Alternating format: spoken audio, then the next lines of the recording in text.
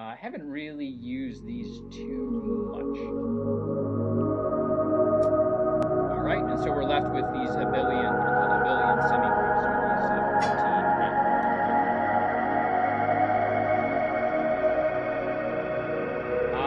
So abelian is a semigroup that is commutative. That's all it means. So basically it means you have associativity, and then it's abelian if you add commutativity to it. So any sets of numbers that obey grouping operations and are commutative is abelian. I mean, I think Abel did a lot more that he didn't need to get his name associated with that. You know, it could have just been called sometimes just called a commutative semigroup. You know, so it's lucky when you get your name added to some really trivial operation. I mean, he did a lot of things, so they threw him on here. And in fact, in group theory, they complain about this, and there are numerous rants about how they've named all their groups after people, and they don't tell you anything. You know, as opposed to other branches of mathematics, which simply just call this a commutative semigroup. So, or just a commutative associative group. That might be even and of all the different properties, most of them you can combine whatever you want. So you have different infinite numbers of groups. So there's certain ones that let's see here. So now we start.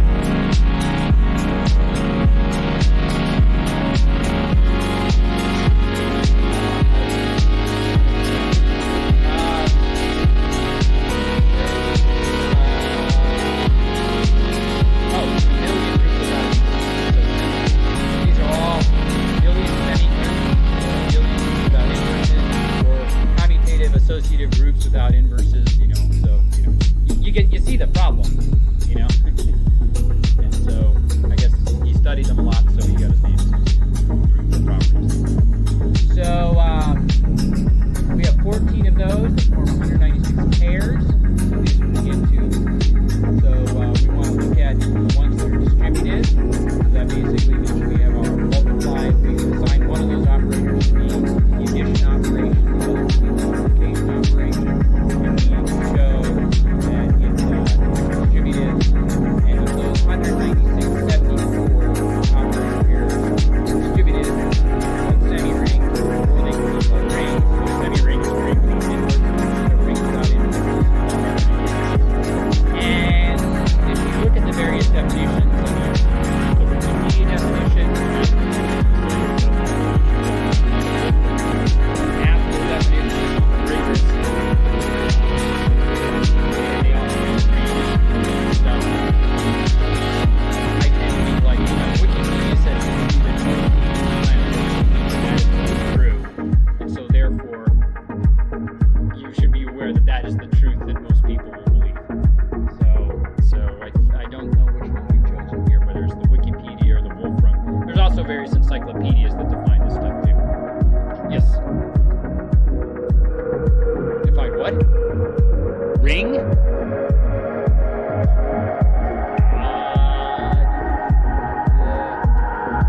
Well, a ring would be this, and it would have inverses and identity elements. So it's basically something that satisfies, that's distributive, all right, and has inverses and identity elements.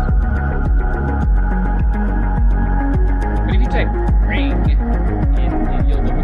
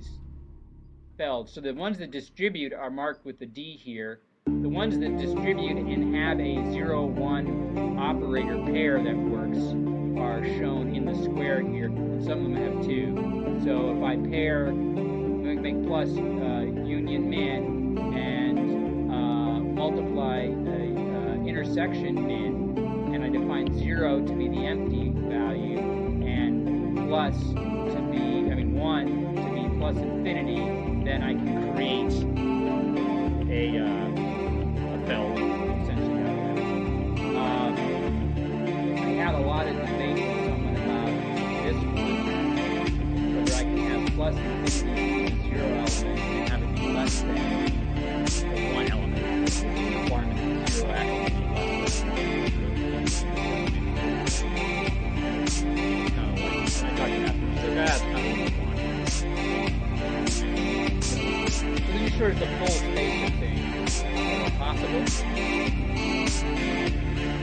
If we go back to our concatenation operator,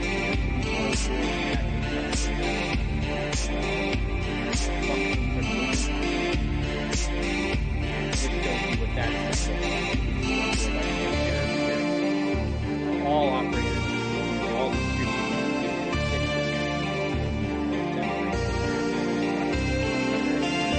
and this isn't like rigorous, some of it is probably but this should kind of give you a sense.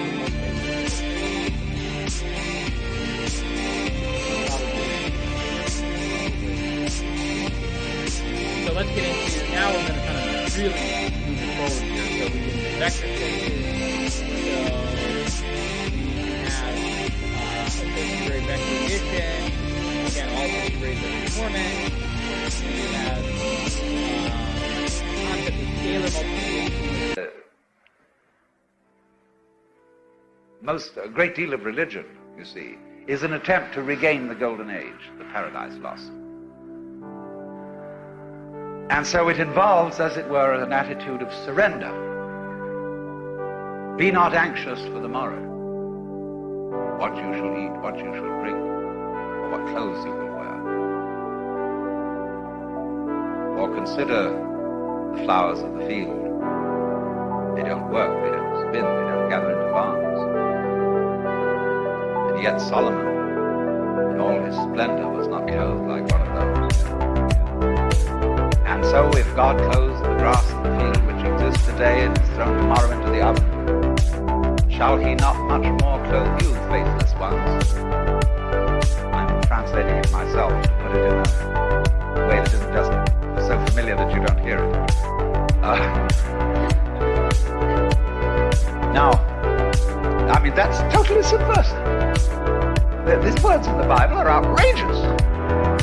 Everybody says, well, it's all saints and things like that. For all practical purposes, that's ridiculous. You can't live that way. After all, you've got to plan for your old age. You've got to have a savings account. You've got to have insurance. You've got to have a job. You've got to do all those things. See? So you have to think about that. Why can't I do that? So you see, in this way, the human being comes to reflect upon himself and begins to see that there's something wrong. Now, there isn't. But it's right that he should feel that something is wrong, because it is through this that his capacity for self-knowledge and self-consciousness develops. So you see, there is the sense that somehow or other at some time there was a fall, a point at which we became unnatural. There's a great deal of worry going on about this now because of the rise of the computer. You know, this is terribly interesting. That a new form of intelligence, you see, is coming to the world, which is in certain directions vastly superior to human intelligence. And people are beginning to worry like anything about whether the machines are going to take us over. But we've got to realize that machines aren't, see, machine is becoming a dirty word.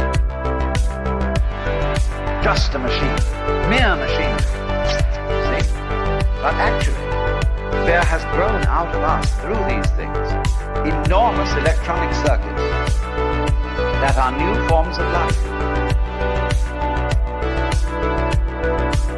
And these are all connected with us. They're not separate from us. They're not something like a different order of beings that might come from some other planet. The whole development of the electronic minds and brains that we have are new cortexes. See, the cortex overlaps the original central brain. And as it were, when you play this game, you know, putting hands over hands over hands, children like to play, it's a game called capping. The cortex caps the central brain that is more like the brain of an animal and enables us to reflect on it. Now, all this machinery that we are making is an extension of our brain, and it's a new kind of life. But it worries us. And when we start to do that, we get the feeling that something is going wrong. There has been a mistake. And exactly the same sensation you see is anciently connected with the development of self-consciousness in the cortex. Something went wrong. Because every time we get that feeling, it means that we've taken a new step in controlling things. Instead of relaxing and letting our wings fly us like a moth, we now have these jet planes where we have an elaborate system of anxious people morning, noon, and night checking it that those things go right.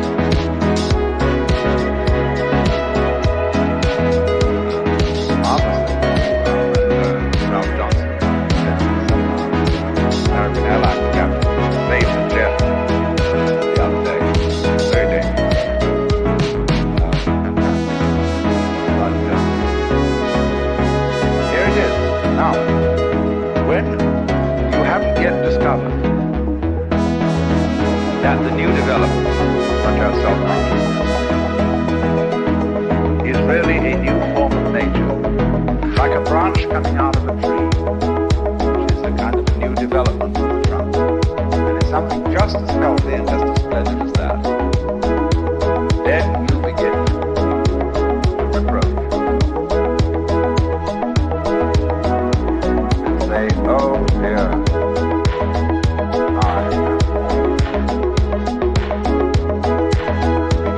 alienated, you see, from your own center. But do you understand that being alienated from your own center is a form of, a way of stepping apart so that you can see yourself? Now that's important. That is resonance. See, when you sing in the bathtub, you find you've got a better voice than when you sing in a non-resonant room. Because you've got a little echo. You mustn't get too much echo. So just a little echo is resonant. And that's more fun. Because it's more conscious. If you're happy and you don't know you're happy, then you're not as happy as if you know you're happy. But if you know you're happy, you may spoil it by getting angry. So, the self-consciousness is kind of relevant. But then you see when it gets to the point of this terrible feeling, I can't trust my instincts. I've got to decide. I have, as it were, taken over the prerogatives of God. That's a terrible thing to do, because you can't be genuine. See? You know that when you love someone, you also want to get as much out of them as you can. You know that when you act as a responsible citizen, you do so as to have a good image in your own view of yourself. It's your